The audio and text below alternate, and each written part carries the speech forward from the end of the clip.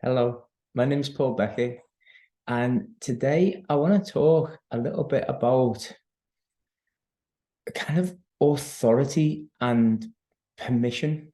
And you might be a bit like, oh, what's that about? There's so much all over the internet. Spirituality has become a business, and the same as religion. A lot of people are jumping on it with their own spin, with their own perspective, with this. But a lot of people on the internet are incredibly, incredibly sure. And it might sound a bit shady, and I don't mean it to sound like that because I'm sure of what I am.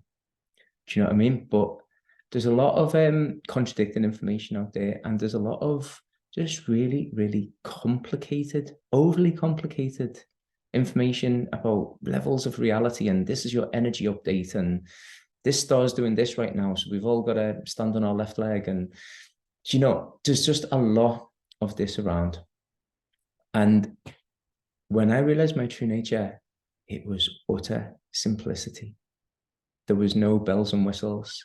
There was no complication. In fact, now I understand complication to be a trait of the ego. We need to make things complicated in this life somehow to feel like it's worthwhile knowing. When a lot of the time when I speak to people, I think it might be quite underwhelming, quite a bit of a letdown when I say, it was just always here. It's you right now. What does that mean? It means pure joy. It means pure happiness. What's that mean I have to do now? What's my mission? There's no complication. Love. Love yourself. Love others. Be kind. Serve. Service was, and this was a plot twist to me because Paul before didn't save anyone, he saved himself. I would never even have used that word. But the day I realized my true nature, I remember saying under my breath, I need to be of service, and not understanding even what it meant in those early days. But I realized that I had to give. I realized that I had to give. I realized that I had to share. I realized I was looking for connection. I had to make connection. And for me to feel that connection was to share everything I have, to give it away.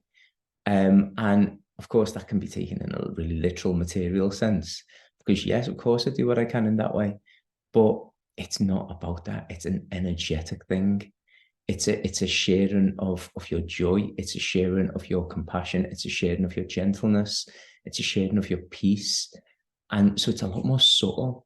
We could be thinking, oh, unless I'm out doing missionary work in the third world or something, I'm not committing service. No, service is in your day-to-day life. And let me tell you something, your physical experience is exactly what it should be from minute to minute, second to second, hour to hour. You always have the exact scenario in front of you that you need. Okay, so there is always room to look for love. There's always room to offer a service. And sometimes offering a service looks a little bit like you're acting really irrationally. I know what's going on here, but I can sit here and I can witness it for you, and I can listen to you, and I can not tell you that you're acting crazy. Do you know what I mean? Sometimes the service is, let me be very, very honest with you. You're okay. Like this, sort of calm down. Do you know what I mean? So it's different in every situation, and listen to your intuition, because there's not one way of being. And that's something else that, online, it's like, to be good spiritual people, we do X, Y, Z, dot, dot, dot. There's not a cookie cutter template for this. It's so, so personalized. And that's what might be appropriate one day feels completely inappropriate the next. And that's okay. It's about a following of intuition. It's globular, it's amorphous. It doesn't stay stuck in one form, what we are. It's always like kind of changing and evolving and growing and extending. And that extension, that connection, is the essence of service. So there's a lot of ways that I obviously try to be about it, but way number one is holding in my mind, I know what I am, so I know what you are. But I feel like that's the biggest service that I can give, because we're always communicating. We don't just communicate with our mouths, even though our senses would tell us that we do. We're one mind. We're one mind. So if we're imagining ourselves as cells kind of within that mind, then we need as many healthy cells as possible to radiate that frequency that the rest can wake up, can remember their health too. Kindness and compassion, just the miracles that I see day to day, just from these tiny little acts of kindness, and how it just opens up situations into something that you never thought they could be. So it's something that it could be really overlooked, and it's something we've been told since we've been children, be kind, but even the world's kind of imagining of what kindness should be sometimes is really wrong. Like, for instance, if something doesn't provide the service to me, it's not kind. So worrying about somebody provides no service. It ties you up in knots, and it tells them that they're in danger. It tells them that they're under attack. It tells them that they're not safe. That provides no service to that person. But in the world's thinking, we're saying, I really love them. I worry for them. Are they going to be okay? Mind how you go. It's a jungle out there. Blah, blah, blah. The energetic exchange of that is you're not safe. And we're safe. There's nothing to worry about. Of course, some of us are living in really challenging situations. Of course we are. So please don't take that like that and at me in the comments. There's war zones. People are living with abuse. People are living with a whole manner of horrific situations. Okay, but what we are truly, not what we are in this surface level character, what we are truly is it's untouched. It's untouched by anything that the world might throw at it. And with that knowing in me now, it means that I feel like I can lay down my defenses. And when I lay down my defenses, I'm actually telling myself I'm completely invulnerable. There's no reason for me to defend myself. And then my world reflects that back to me. And it sounds a lot to a lot of people, because I live in the same world as you do, and shit happens, and things go wrong, and people act in certain ways, and all of that. But I honestly have found, like I say, I can only share my experience. I honestly have found when I lay down my defenses, those around me lay down their defenses as well. It's a strange energetic exchange. It's completely silent. I don't even think it's about body language. It's an energetic thing. When I don't feel like I need to tense myself up and expect an attack from you, or expect, like, project worst case scenarios, or if you say this, I'll do this, this, and this. When I just relax and think, I'm here to meet you. I'm here to meet you on a level. I'm here to meet you with love and compassion. It's just reflected back at me. So service is a really, I think it's a bit triggering for some people as well, because I think people see it as laying yourself in a passive role or putting yourself beneath somehow, but it's the exact opposite. My call to service is, I have enough. Gosh, I have enough. I have more than I could ever need. What can I give to you? That's where my call to service comes from now. And that mightn't be financially, that mightn't be like physically in any way, but inside me, I know I have enough. I know I've never lacked. So that is my definition of abundance now, is how do I feel? Not what's going on around me, not what designer shoes I'm wearing, not what, knowing that, oh, that is nice. Don't get me wrong, we can have that. We can have that. That's fine. But my abundance comes from what I know myself to be. I'm everything. I am connected to the all. Everything is me. How could I feel like a beggar in my own house? So that's where my call to service comes from. It can sometimes just be a smile. It can just sometimes be a kind word. It can sometimes just be me being around you and letting you be what you are, and just hold that vibration of love for you. But it's so powerful. It's really, really powerful. And I know there's 1,000,001 distractions, and I know there's 1,000,001 perceived threats in the world. And I know that probably a lot of people are listening to me being like, nah, bullshit. But felt it, I'm feeling it, I'm living it, okay, now. And so I just want to offer that possibility to you. I want to tell you that it's possible. I want to tell you that it's not only possible, I want to tell you that it's your natural state of being. Okay, so try, give, and see what you receive. Be open to receiving in ways that you don't expect. When we talk about abundance, we always think about money. Always think about money, and I do as well. I jump right on that. Oh, abundance, oh, that must mean money. Abundance comes in such sideways, little unexpected ways. Be open to it. Don't block yourself off from your abundance just because that's not the way that you expected it to come. You know, I'm going to repeat myself again. I'm so sorry, but giving is receiving. It really, truly is. So that was my little thought for today. Also, I asked you to jump in the comments last time if there was anything you'd like me to speak about. Triggering one, first of all, somebody said they have a disease and they believe when they self-realize they won't have a disease. I believe that the body is manifest with our beliefs. I believe the body is manifest with our energy level, with our vibration.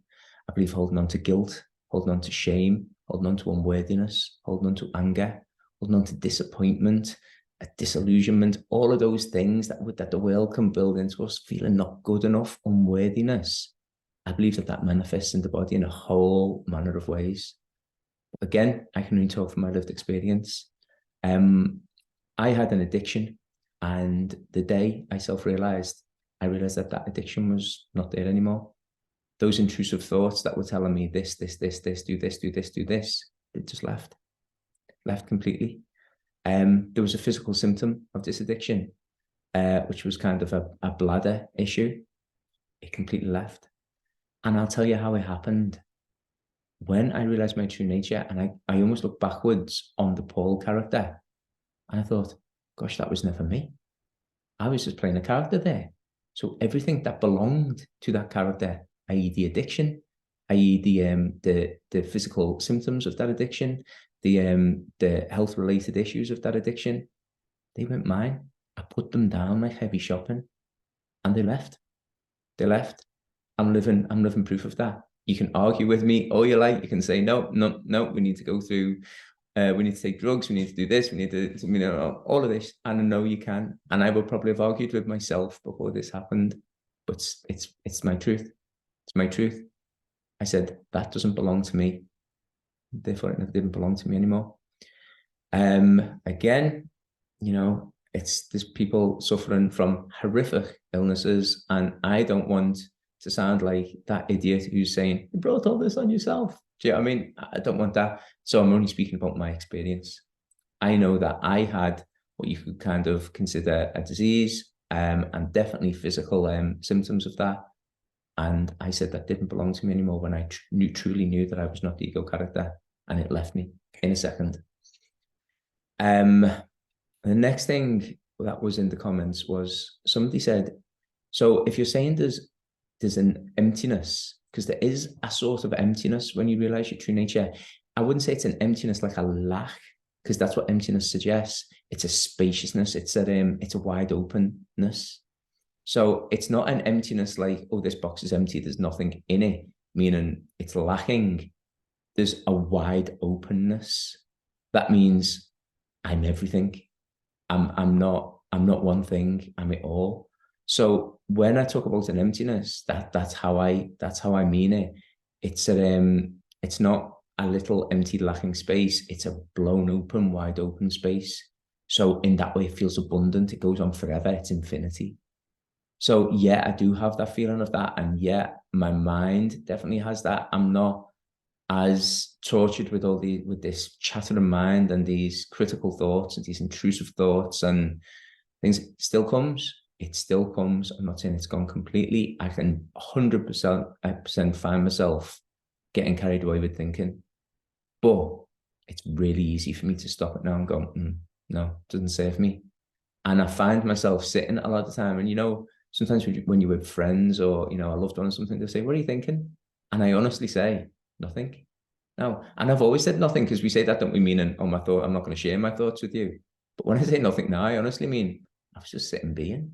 I wasn't thinking at all. I wasn't chatting away to myself a lot of the time. But then I also talk about the fullness. So that's where a seeming paradox comes in. And whenever we talk about this, paradoxes come up because it's everything at once. It's not just one thing.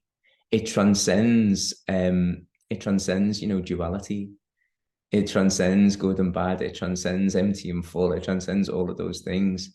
So when I talk about a fullness, it's the loving feeling that I have. Gosh, I feel full of love. I feel full of love and I feel loved. And it's a fullness, it's a satisfaction, it's a fulfillment, it's a wholeness that feeling brings. But does that completely seem to counteract this kind of empty wide open space? Kind of. Do they both exist at the same time? 100%. Because actually what I'm feeling, what I'm tapping into here is the everythingness of what we are. We're not one thing, we're not an object. Everything we see in front of us, every person, every animal, every object is just made up of what we are within this 3D reality.